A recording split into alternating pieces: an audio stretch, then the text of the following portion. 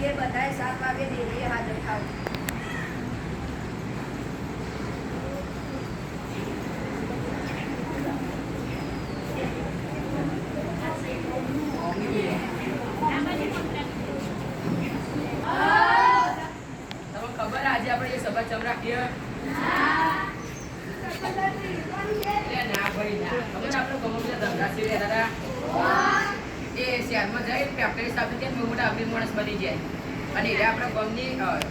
પ્રગતિની વાત લઈને આવી તો માતાની મંદિર વાત થઈ એ રાજ આવી બોલાવો.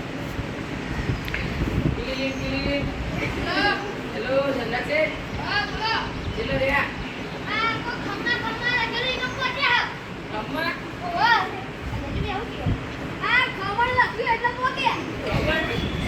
ખબર નહીં ખૈડા લખી ખૈડા હા ઈકણથી થોડા આગળ આવશો એટલે વલ્લુ છે.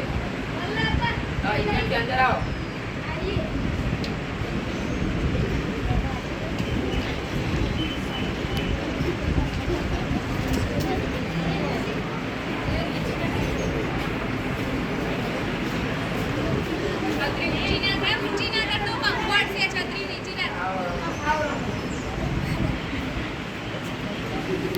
તમે આટલા બધા માણસ છે અમારા બહુ માય માટે ખૂબ અમારો બહુ આનંદ થાય અને બહુ ગર્વ થાય. તમે યાર અમારે સંભાળતા નહીં. અરે સરપંચ સાહેબ એમાં શું મોટી વાત છે?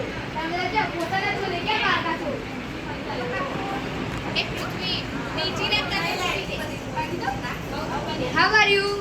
અરે આ બધાને અંગ્રેજી નથી આવડતી. મજામાં? આજે હું મારી પાસે દુનિયાની બધી જ વસ્તુ ખરીદવાની તો તમને બધાને માર જેવો બનાવ. મારી પાસે શું નથી મારી અને એમાંય તમે તમારું એ ગામડું એ પશુપાલન એ ખેતીવાડી હજુ તમે બદલાયા નથી. હા છે તમારી વાત સાચી છે. અમે આમાં ખેતરમાં ગાંઠારો મહેનત કરે છે પણ અમે આમાંથી કામ નથી. એટલા માટે તો અહીં આવ્યો છું તમારે તમને કંઈક આપવા અને હું કંઈક દેવા. અરે શું આપવા અને શું લેવા આવશે? હું તમને જમીન તમારી પાસે જમીન તમારી લેવા અને તમને પૈસા લાખો રૂપિયા આપવા આવ્યો. એટલે તમે અમારી પાસેથી અમારી જમીન લઈ લેશો ને? જમીન જીને અમે શું કરીશું? મારી ગાળો બેઠો શું કાઢ?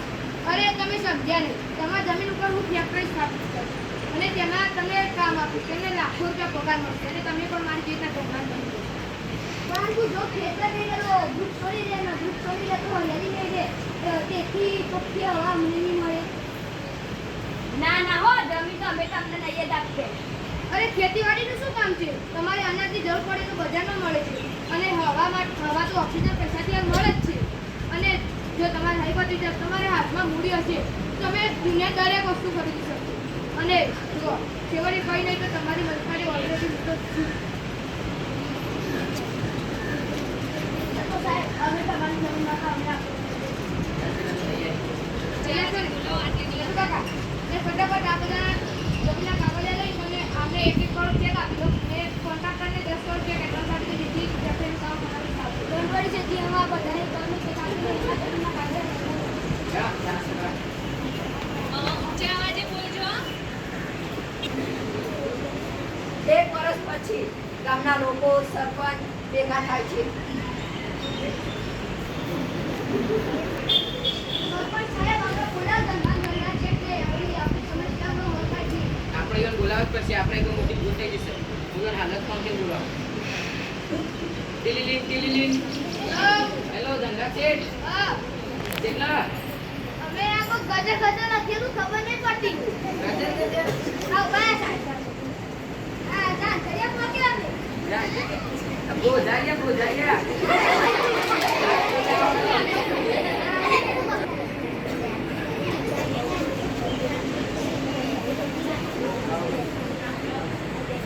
કેમ છો બધા મજામાં ને? હા. કેમ શું થયું? અમે તમારી વાતમાં આવીને બહુ મોટી ભૂલ કરી છે. પૈસા કમાવાની લાલચમાં અમે અમારા જીવ હારી છે. એવું તો શું થયું તમારા સાથે? આ ગામના બધા જ લોકો બીમાર પડ્યા છે. આટલા બધા લોકોને એકસાથે કેવી રીતે લઈ જવા ઇલાજ માટે છે? સારું પર તમારા માટે ડોક્ટરની સુવિધા એકણ કરજો. Hello Dhanachandi speaking. તમે ફટાફટ ના પાછળ ઉડા ગામમાં આવો અને આ માણસોને સાજા કરો. તમે રૂપિયાની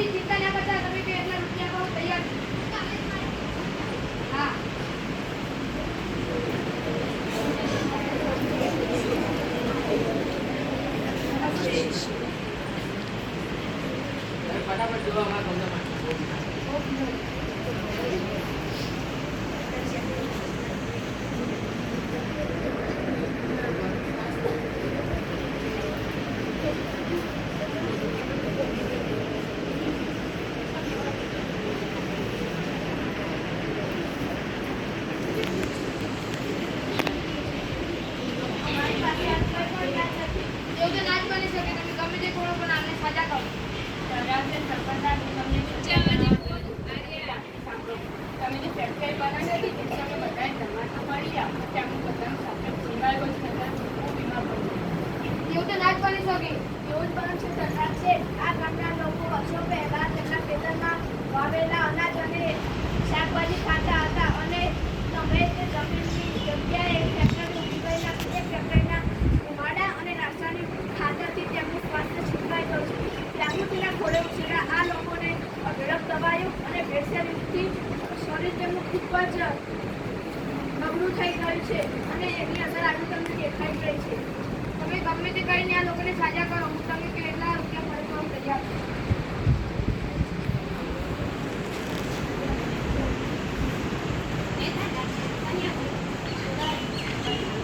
કેદારનાથ છે દરેક વખતે પૈસા કામમાં આવતા નથી. તને અભિમાન હતું કે તું પૈસાથી કંઈ પણ ખરીદી શકીશ પણ તું ખોટો છે. પૈસાથી પ્રવૃત્તિની સાથે સાથે ક્યારેય ખરીદી શકાતું એ પકડી માતા તમે આજે મારી આંખો ખોલી નાખો. તેથી હું માફી માંગુ છું અને આ ગામને ફરી પ્રકૃતિના ખોળે રળિયામણું બનાવવા હું પ્રયત્ન કરીશ. સારું મિત્ર ધ્યાન રહી